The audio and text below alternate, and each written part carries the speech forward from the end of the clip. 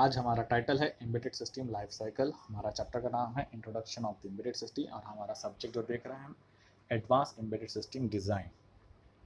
तो शुरुआत करते हैं हमारे आज के टॉपिक से embedded system life cycle. Embedded life cycle ये डिज़ाइन पॉइंट ऑफ व्यू से हम डिज़ाइन किया जा रहा है यहाँ पर। जैसे हमने हमारा सब्जेक्ट का नाम है advance embedded system design. Okay, तो जब भी हम ये सब्जेक्ट को सोचेंगे तो as a designer point of view समझेंगे। तो हम यहाँ पे जब कोई एम्बेडेड सिस्टम का कोई प्रोडक्ट डिज़ाइन करते हैं तो हम उसकी लाइफ साइकिल को किस तरह से होती है। तो इसकी लाइफ साइकिल शुरू होती है नीड से और ख़त्म होती है रिटायरमेंट पर।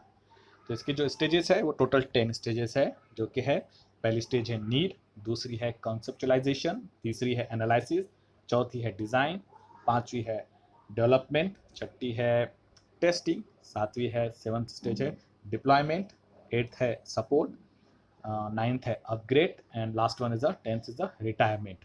तो ये रहा हमारा डायग्राम, लाइफ साइकिल का diagram, embedded system design life cycle.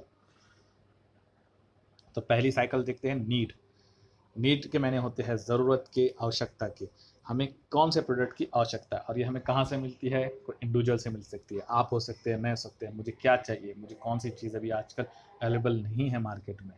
दूसरा होता है पब्लिक से जैसे पब्लिक, जहाँ पब्लिक इस्तेमाल करती है, रेलवे स्टेशन, बस स्टैंड्स, फंक्शनल हॉल्स, जहाँ पर पब्लिक का आना जाना है।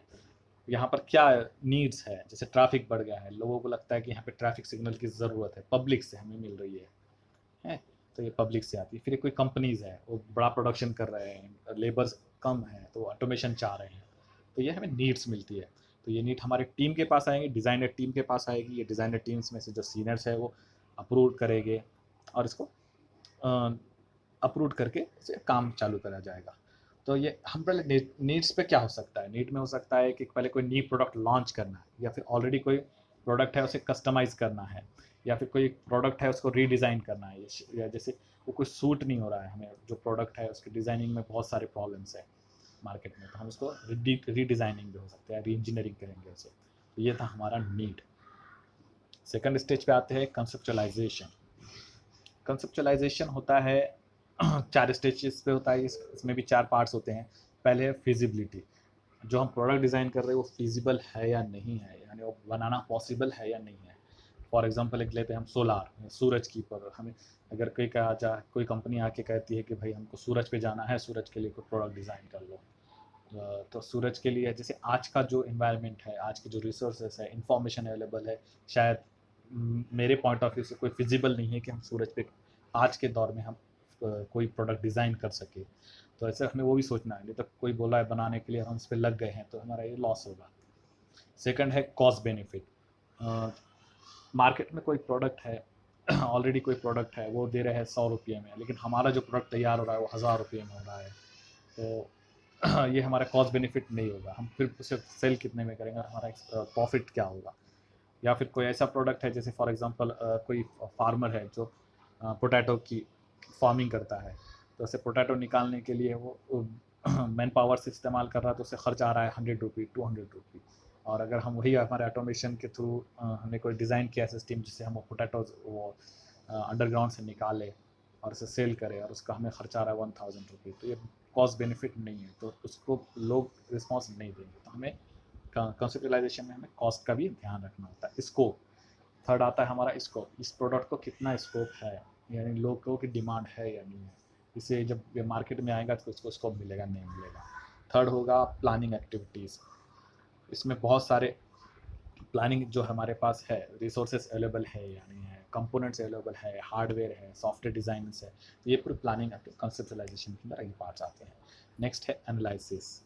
एनालिसिस में हमारा जो होगा पार्ट होगा, हम देखेंगे कि ये बिजनेस पॉइंट ऑफ व्यू से सही है या नहीं है, हमारा जो प्रोडक्ट है का पर्पस पूरा हो रहा है नहीं हो रहा है, इसके फंक्शनल एस्पेक्ट्स पूरे हो रहे हैं नहीं हो रहे हैं, ये क्वालिटी में कितना ठीक है, इसकी क्वालिटी कितनी अच्छी है।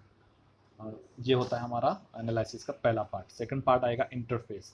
फॉर एग्जांपल कोई डिज़ाइन हम जैसे एक मोबाइल लॉन्च कर रहे हैं, तभी हमें 2G डिज़ाइन किया है, 3G किया, 4G किया, 5G किया। जैसे अभी 5G का हमारे पास इंफ्रास्ट्रक्चर नहीं है, तो इसका इंटरफेस जो है वो हमें 5G का इंटरफेस नहीं है, मैंने डिवाइस लॉन्च कर दिया 5G मोबाइल, वो चलने वाला नहीं, क्योंकि उसको इंटरफेस नहीं मिल रहा है, 5G वाला नहीं मिल रहा है।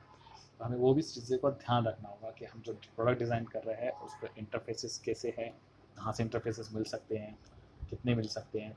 तो ये हमारा एनालिसिस का पार्ट होता है। उसके बाद के है 3 stages, design, development, testing. Design और डेवलपमेंट में हमारा सीधी सी बात है, हम पढ़ रहे हैं एम्बेडेड सिस्टम। एम्बेडेड सिस्टम की डेफिनेशन ही कहती है it is a combination of software and hardware. तो जब भी हम डिज़ाइन और डेवलपमेंट करेंगे, हम देखेंगे कि ये इसमें सॉफ्टवेयर डिज़ाइन करना है, हार्डवेयर डिज़ाइन करना है। इसका डेवलपमेंट करना है तो सॉफ्टवेयर का भी डेवलपमेंट करना है, हार्डवेयर का भी डेवलपमेंट करना है। उसके बाद है हमारी टेस्टिंग। तो टेस्टिंग के 4 प्रकार हो सकते हैं यहाँ पर। पहले है यूनिट टेस्टिंग। एक डिवाइस बनाया है, हम उस यूनिट को टेस्ट करके भी हम सफिशिएंट हो सकते हैं। जैसे फॉर एग्जांपल हमने कोई डिजिटल थर्मामीटर डिज़ाइन किया है, तो हमें सिर्फ उतना ही प्रोडक्ट टेस्ट करना है। लेकिन अगर फॉर एग्जांपल अगर हम एक सेल फ़ोन डिज़ाइन कर रहे हैं, मोबाइल फ़ोन डिज़ाइन कर रहे हैं, तो हमें वो यूनिट भी टेस्ट करना होगा। उसके बहुत सारे जो मोबाइल्स हैं, एक साथ हमें 4-5 मोबाइल डिज़ाइन सबको इंटीग्रेट करके टेस्ट करना होगा कि एक दूसरे से कम्युनिकेशन ठीक से कर पा रहे हैं, नहीं कर पा रहे हैं। अब जो उसका सिस्टम है, फॉर एग्जांपल ये 4G पे चलते हैं, तो ये 4G के अंदर किससे काम कर रहा है पूरे सिस्टम में, ये सेल 4G को सपोर्ट कर रहे हैं, नहीं कर रहे हैं। ये एक दूसरे से अच्छे से इंटरेक्ट हो रहा है, नहीं हो रहा है। ये 2G से इंटरफेस हो सकता है, 3G से हो सकता है, नहीं हो सकता है। इस तरह से भी हो सकता है। और तीसरा है कि लोगों का कैसा रिस्पॉन्स है, यूज़र एक्सेप्टेंस टेस्टिंग। अब यूज़र जब इस्तेमाल करेंगे तो उनको भी चाहिए, जैसे फॉर एग्जांपल हमने 4G के लिए बना दिया, लेकिन कॉल ही नहीं लगता है, नेटवर्क ही नहीं मिल पाता है। तो यूज़र्स की टेस्टिंग, यूज़र से क्या फीडबैक आ रहा है, यूज़र टेस्टिंग।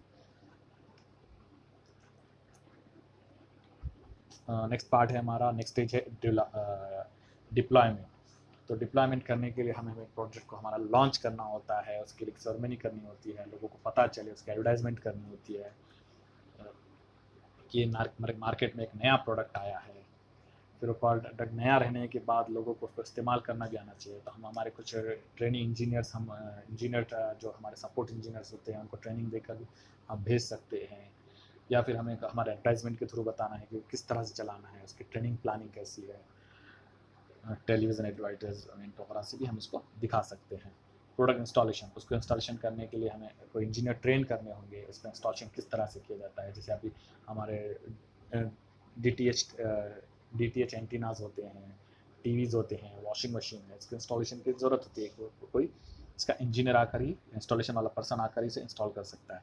तो हमें ये पहले डिप्लॉयमेंट करने से पहले हमें ये भी चीज़ों का ध्यान रखना है कि हमें ये भी फैसिलिटीज़ हमें देना है। और इसका जो प्रोडक्ट का रिव्यू किस तरह से मिल रहा है, डिप्लॉयमेंट होने के बाद हमें इसका रिव्यू जो आ रहा है पब्लिक साइड से, कस्टमर साइड से, हमें डिप्लॉयमेंट के पार्ट में होगा ये। नेक्स्ट है सपोर्ट और अपग्रेड। अब हमें कोई प्रोडक्ट लॉन्च तो कर दिया है, मार्केट में सेल भी हुआ है, लेकिन हमें साथ ही साथ उसको, उसमें जाहिर सी बात है जब वो चलेगा, कुछ लोग इस्तेमाल करने में कम ज़्यादा होते हैं, ट्रेनिंग की लैक ऑफ ट्रेनिंग होती है, तो लोग कुछ गलतियां कर देते हैं। या फिर हमें कुछ जब इस्तेमाल होने लगते हैं तो कुछ बग्स आने लगते हैं, तो हमें हमारे कस्टमर्स को सपोर्ट भी देना होता है, वो बग्स क्लियर करना है, ऑनलाइन सपोर्ट करना है, बग्स क्लियर करना है। तो ये सब चीज़ें हमें देनी होगी। फीचर्स इन्हेंसमेंट करनी है, जैसे कोई और कॉम्पिटिटर ने कोई और फीचर्स ला लिया, तो शायद हम भी हमारे प्रोडक्ट में फीचर्स दे सकते हैं, हार्डवेयर अवेलेबल है, हम वो फीचर्स के लिए कोई ड्राइवर अपलोड कर सकते हैं। इस तरह से हमें उसका सपोर्ट और अपग्रेड भी करना होता है हमारे एम्बेडेड से अलग। लास्ट स्टेज है रिटायरमेंट एंड डिस्पोजल। जैसे हमें लग रहा है कि अभी नई नई टेक्नोलॉजीज आ रही है, यूज़र्स हैं, कस्टमर्स जो है वो खुश नहीं है, उन्हें लग रहा है कि ये प्रोडक्ट में तो बहुत सारे कम फीचर्स हैं, जब बाहर दूसरे जो प्रोडक्ट्स हैं उसमें ज़्यादा फीचर्स हैं। तो हमें वो डिज़ाइनर्स को या कंपनी को लगता है कि ये अब ये प्रोडक्ट का रिटायरमेंट का टाइम आ गया है, हमें मार्केट को नया देना है। यूज़र के नीड्स बढ़ गए हैं, तो हम नया प्रोडक्ट लॉन्च करते हैं, उसको रिटायरमेंट करते हैं, फिर से हम नीड्स पर आते हैं, फिर से हमारी लाइफ साइकिल दोबारा से चालू हो जाती है। दोस्तों आज के लिए इतना ही, ये वीडियो का एंड है।